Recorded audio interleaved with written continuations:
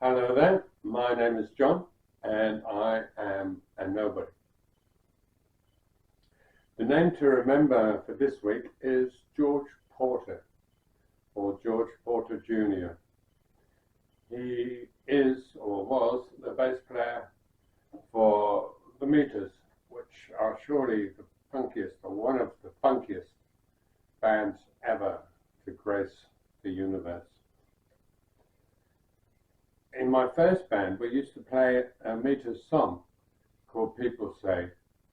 This is back when I was still trying to grow a moustache. And he was a great fan of, well, I was a great fan of George Porter, even then. And he has a wonderful way of playing. He's very powerful. He doesn't play much. He's not a flashy bass player. But it's amazing what he can do with two notes, just two. He can do so much. And he's played with a lot of people because other people have recognized this too.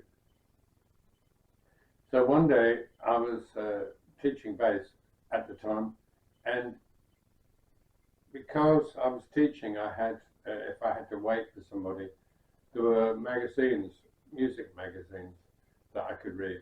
And I was reading one, and it said that David Byrne was playing. Now, I'm not a big fan of Talking Heads. I'm sure many people are, but I never liked that nasal kind of vocal that he had. But I did read that George Porter would be playing for David Byrne in like a circus tent in town. So I went down there early as usual, and everybody was forming up a semicircle around David Byrne's microphone, but I was forming my own semicircle around a microphone for George Porter. George Porter came on stage. By that time, the whole place filled up, the whole tent was full, and it had a great sound, of course, because it was a tent and it's not made of concrete, which it is now. And George Porter started playing. They had a huge brass section, you know, with trombones and trumpets and stuff, because David Byrne was in his Latin phase. George Porter was just great. I couldn't take my eyes off him. He had this really old, beaten up Fender Precision bass, and he was doing his usual magic. And at one stage, he just turned because he missed an accent with the drummer, and his backing microphone was open, so you could hear what he said, and he just missed the accent and just turned and said, "Shit." And it was just so lovely to hear, you know, this man from New Orleans saying that word.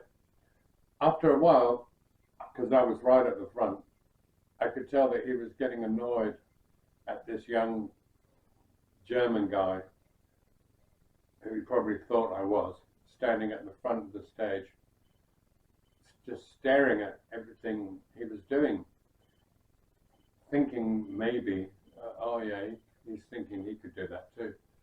And I could tell that he was getting really cheesed off with me. So I thought, well, I have to send him a message.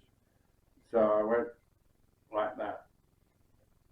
And he looked at me and smiled, like his face broke from ear to ear. And you could tell, okay, I've got it now. He's a fan. He's come to see me. And that was a wonderful moment for me. One of my heroes smiling for me. So I hope you enjoyed this. Take care of yourself and those you love. And I'll see you in the next one. Bye now.